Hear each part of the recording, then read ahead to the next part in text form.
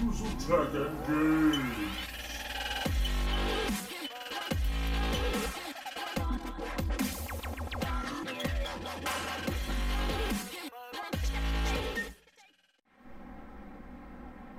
Hey YouTube, this is Drizzle. I wanted to do a video on a different monitor I picked up.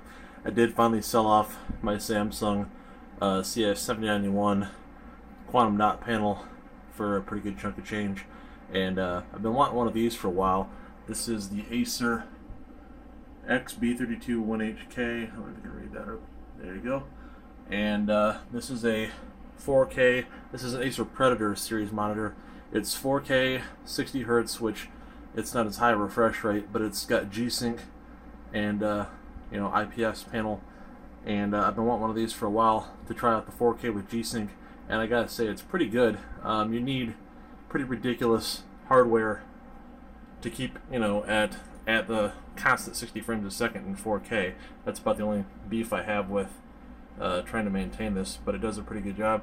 But you can see getting the 4K, 60 Hertz.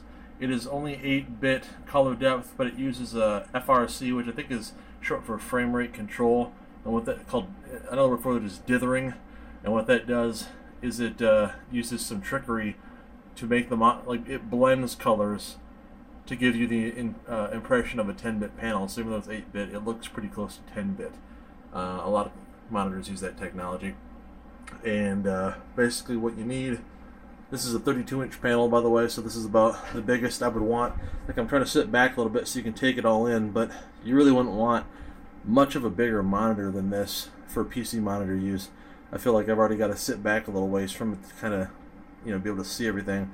Whereas with like the ultra wide was okay, but for that it was curved though, so it was like, the edges were still within your field of view when you were sitting in front of it. This is not a curved panel, so there's some issue with that, I would say, with again it being fairly large. If anything larger than 32 inches, like a 40-inch, I think would be too big to use as a PC monitor for gaming, unless you were going to sit back from it and play with it more like, with like a game pad and use it more as if it was a television, in which case you might as well just have a television, which I've already got over there, so no real reason to have that. But I don't have it on the stand because I always use my mounting bracket back there. As you can see, I've got a 3-way mounting bracket for monitors, but this is what the stand looks like. I've got it down here. I got this on Craigslist, so I didn't pay retail for it. And actually, I traded some stuff for it. Really, I got the whole thing. This is a $1,300 monitor, and I traded about $600 worth of value for it. I traded a video card and a little cash, and got this panel. So I'm pretty pleased with the amount I put into it. But this is the stand for it. It's adjustable, and it can slide up and down. Oh, there you go. It's kind of hard to move it unless the monitor is actually on it. It's pretty strong. It's a heavy monitor, so it has to be a fairly strong stand to keep it from sliding down. But you can't, I don't believe, turn this. Yeah, it's not adjustable in terms of turning it, but considering it's a 32-inch panel, it'd be hitting the floor anyway. But just for those of you who are interested in potentially getting this, you wouldn't be able to use it outside of landscape mode. Portrait mode is not possible with the stand it comes with. Now again, up here, I still don't know if I had enough clearance between the desk and the monitor to really turn it on the side, and I don't plan to do that with it, but you would need kind of a tall arm to do that with, so if that's something you're considering, just bear that in mind. But pretty cool looking stand. All the Acer Predator series stuff kind of looks like this. I don't know if anybody's on here has seen their stuff before, but I used to have their ultra wide, and it had a similar stand. It was a little bit bigger even than this one.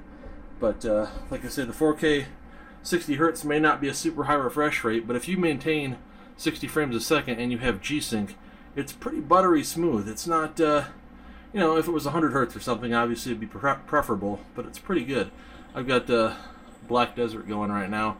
I'm leveling up some horses here. This is a Tier 8 horse I just got. I don't know if anybody on here plays Black Desert, but this is my first Tier 8 horse I got this morning, and I'm pretty stoked about it, but I got to level it up, so I'm just setting it on basically automated, running back and forth on a path. But this is in windowed mode, so I'm not really getting my full frame rate, and you can see it's still pretty smooth. I don't know how well you can take that in. I'm recording with my phone camera, so you may not be able to see the smoothness of it, but no image tearing or anything. G-Sync will work in windowed or windowed or full screen modes, and it's pretty buttery. This is in 4K on pretty much max settings in this game. Let me turn off the user interface so you get some of the depth of field and stuff going. This is actually a pretty good looking game when you screw around with the options, but anywho, you can kind of see what I've got going on there. And monitor's port setup. I don't know if I'll be able to get around to the back to show you the hookups here. You can see how I've got it connected back here. I'm going to turn the light on, hopefully that'll help. And down here you've got one display port and one HDMI, and your power cable is just a standard power cable just like you would use on the back of your PC with the 3 prongs. It doesn't use any kind of a proprietary power connection, so that's cool. That way if you lost the cable or something, they're pretty cheap to replace. It doesn't have like a special power brick or anything like that like a lot of high-end gaming monitors have, so that's a benefit. Let me see here. I'll try to tab back out of this. Ah, shit, hold on. Sorry about that. My cursor's gone. There it goes. Alright. So there again, this is the Acer XB321HK. For people who are interested in getting one, I would recommend it if you have at least a single 1080 Ti or a Titan X or Titan XP or something along those lines. A single 1080 I don't think is enough to really hold 1080p, or excuse me, 4K at 60 frames a second. Even a 1080 Ti in some games will have, will struggle to do that. But SLI, will be able to keep you there in games that support SLI, of course. If you don't have support for it, then it doesn't do you much good. But as you can see, we're all right.